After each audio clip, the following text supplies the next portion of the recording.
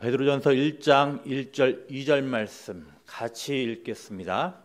예수 그리스도의 사도 베드로는 본도, 갈라디아, 갑바도기아, 아시아와 비두니아에 흩어진 나그네 곧 하나님 아버지의 미리 아심을 따라 성령이 거룩하게 하심으로 순종함과 예수 그리스도의 핏부림을 얻기 위하여 택하심을 받은 자들에게 편지하노니 은혜와 평강이 너희에게 더욱 많을지어다.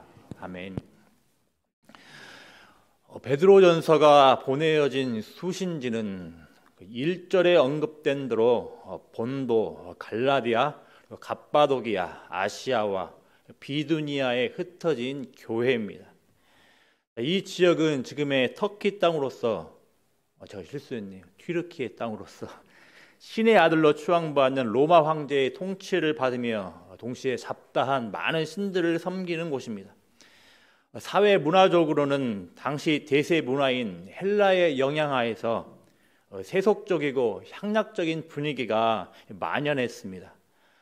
결과적으로 도덕적, 윤리적으로도 음란함과 왜곡된 정욕과 방탕함으로 가득했습니다. 자연스럽게 교회는 이런 가치관을 따르지 않는 집단이기에 사회적으로 많은 불이익을 받으며 살아갔습니다. 베드로전서는 이런 배경과 상황 가운데에서 여러 가지 크고 작은 고난과 갈등들을 겪는 교회에게 참된 소망을 부여해주고 신앙의 도전을 불러일으키기 위하여서 기록된 서신이라 할 겁니다.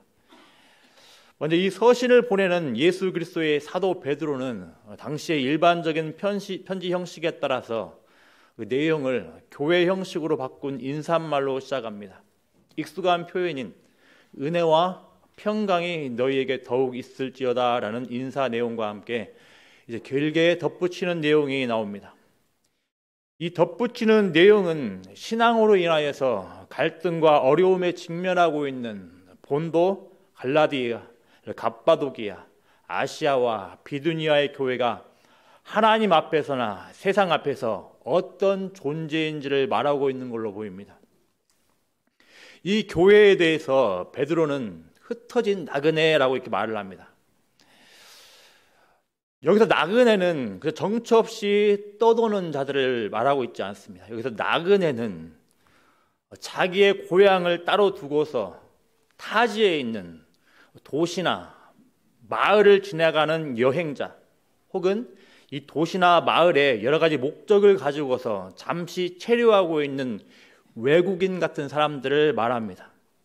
단지 정처 없이 떠도는 것을 나그네라고 하지 않습니다. 즉 소속과 살아가는 목적과 삶의 방향이 이 세상과 다른 사람들인 겁니다. 그래서 한 도시의 시민들이 마땅히 누릴 수 있는 권리 및 혜택들을 가지지 못합니다. 오늘날 자주 보게 되는 외국인 노동자와 유사하다 할 수 있을 겁니다. 우리는 교회를 일컫는 표현인 이 흩어진 나그네에 대해서 유심히 생각해 봐야 합니다.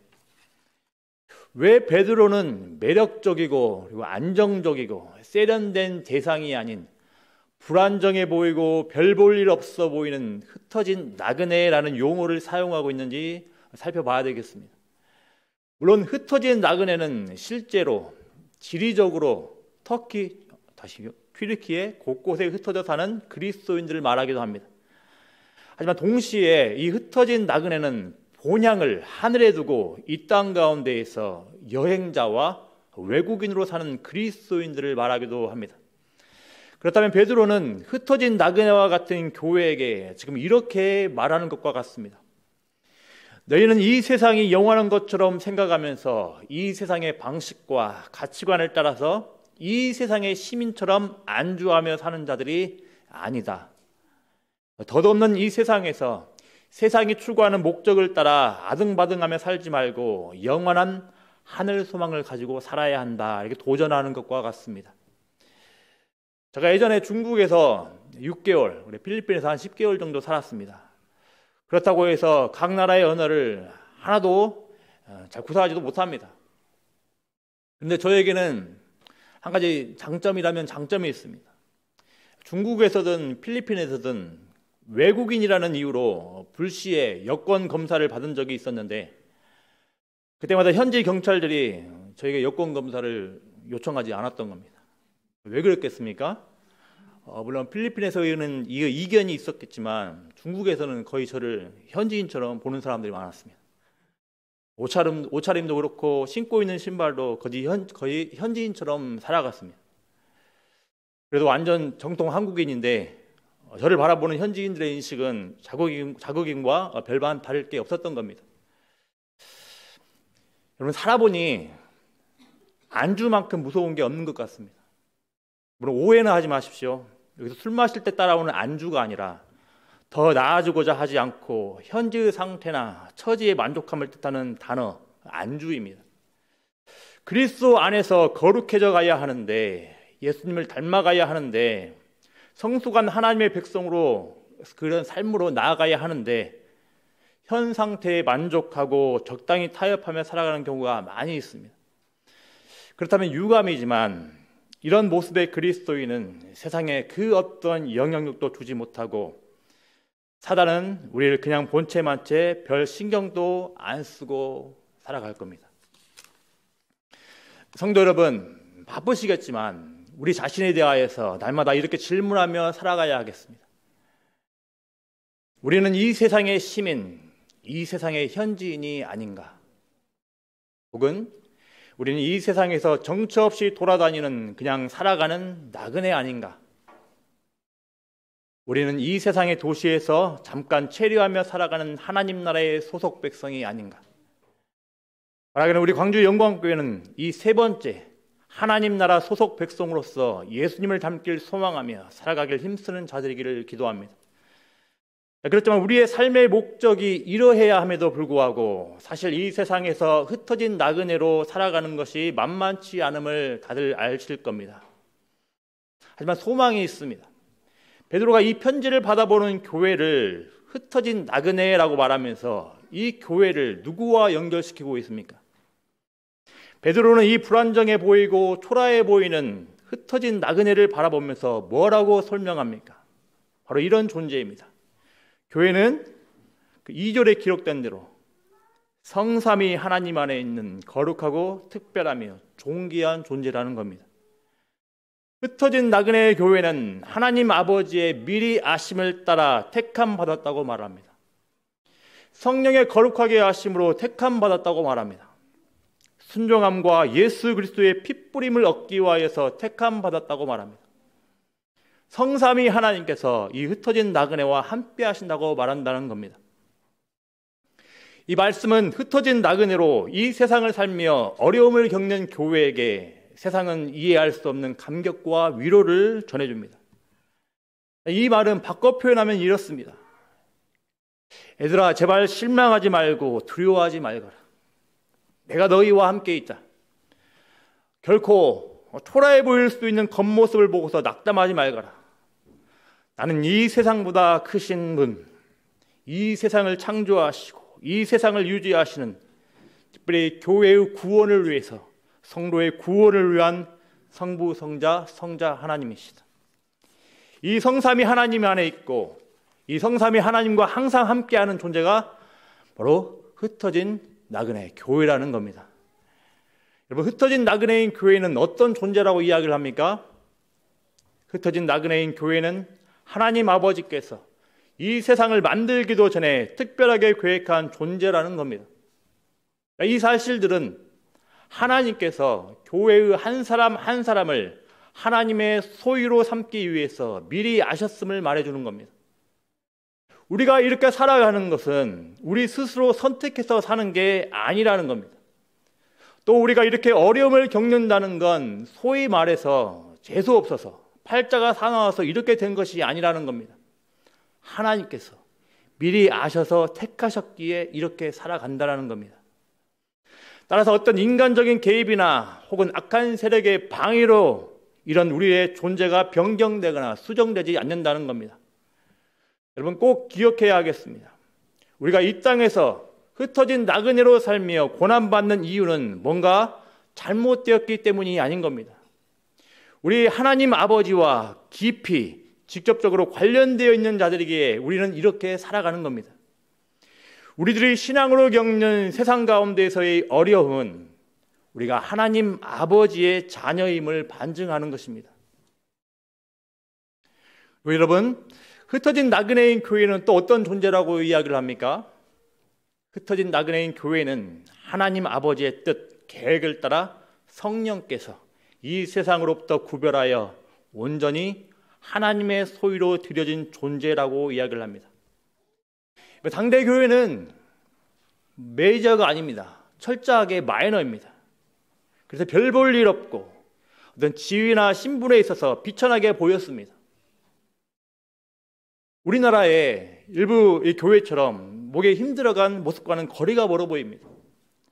하지만 사실은 이렇게 사회적으로 압박을 받으며 별 볼 일 없고 비천하게 보이는 흩어진 나그네와 같은 교회는 성령께서 거룩하게 하신 놀랍고 복된 존재라고 이야기하는 겁니다. 사실은 신의 아들 같은 로마 황제보다 더 존귀하고 우월한 존재가 이 비천하게 보이는 흩어진 나그네 교회라고 하는 겁니다. 그러니 위축되거나 혹은 배교하거나 혹은 타협 앞에서 무릎 꿇지 말라는 겁니다. 우리는 성령의 거룩하게 하심으로 하나님 아버지의 자녀가 되었는데 어찌 거짓으로 신의 아들이라고 주장하는 세상에 무릎 꿇을 수 있겠습니까? 또 흩어진 나그네인 교회를 향하여서 뭐라고 이야기를 합니까? 흩어진 나그네인 교회는 이 하나님 아버지의 미리 하심과 계획과 성령 하나님의 일하심을 따라 순종함과 핏부림을 받는 모든 은혜를 누리는 존재라고 이야기를 합니다. 순종하심과 핏부림을 얻기 위하여 택하심을 얻기 위하여라는 표현은 출애굽기 24장과 연관된 걸로 보입니다. 읽지는 않겠지만 출애굽기 24장에는 왕이신 여호와 하나님과 하나님 백성 이스라엘의 언약 의식이 나옵니다. 여기에서 이스라엘 백성을 구속하신 왕이신 하나님을 대변하여 모세는 언약에 수반되는 계명을 이스라엘 백성들에게 낭독합니다. 그리고 이 이스라엘 백성들은 이 계명 앞에서 우리가 준행하리이다 이렇게 맹세합니다. 그리고 이 맹세를 확증하기 위하여서 모세는 희생 제물의 피를 이스라엘 백성에게 뿌리며 이렇게 말을 했습니다. 이는 여호와께서 이 모든 말씀에 대하여 너희와 세우신 언약의 피니라 말씀을 하셨습니다. 하나님께서는 핏부림의 언약을 통하여서 하나님의 계명에 순종하며 살아가는 하나님의 백성을 만드신 것입니다. 여러분, 마찬가지입니다. 교회는 자신들이 진짜 왕이라고 주장하는 자들이 아닌 진짜 왕이신 하나님 백성이 된 자들입니다. 노예의 신분에서 하나님의 백성이 된 것입니다. 따라서 우리를 백성으로 불러주신 하나님이 어떤 분인지 알게 된다면 순종은 영광스러운 것이며 복된 것인 겁니다. 이스라엘 백성들이 희생 제물을 통하여서 하나님과 언약 관계에 들어가 순종의 삶을 사는 것처럼 교회도 예수 그리스도의 희생을 통하여서 하나님과 언약 관계에 들어가서 순종의 삶을 살도록 택함받았다는 것을 기억을 해야 되겠습니다.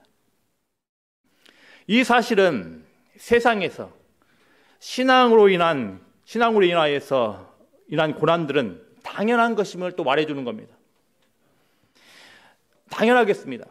누군가의 왕이 되기를 원치 않는 자기 자신만을 왕으로 섬기는 이 세상에서 왕이신 하나님의 계명에 순종하며 살 때 고난은 당연한 겁니다. 하지만 교회는 이런 상황에서 자부심을 가져야 하는 겁니다. 우리가 순종하는 하나님은 참신이시며 진정한 왕이시기 때문이라는 겁니다.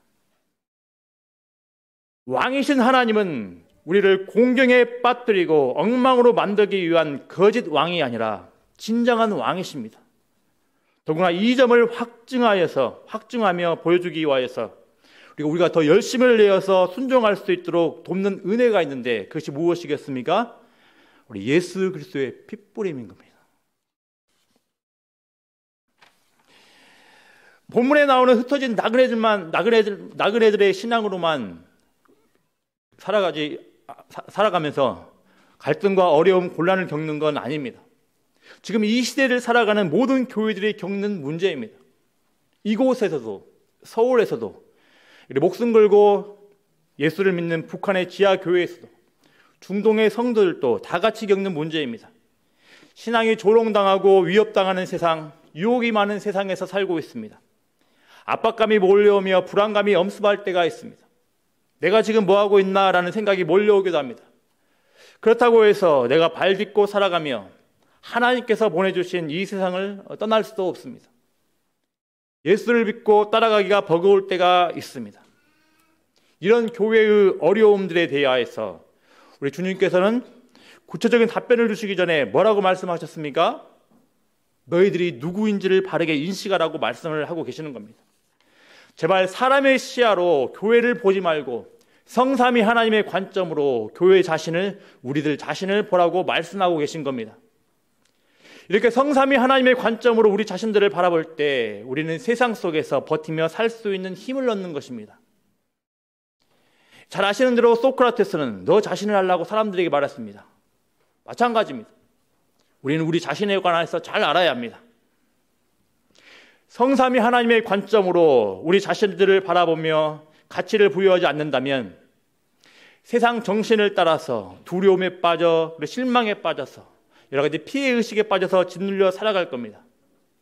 반대로 비록 볼품없어 보인다 하더라도 성삼위 하나님의 관점, 하나님 아버지의 미리 하심을 따라 성령의 거룩하게 하심으로 순종함과 예수 그리스도의 핏부림을 얻기 위한 존재로 우리 자신들을 바라볼 때 인생이 쉽게 요동치지 않는 겁니다.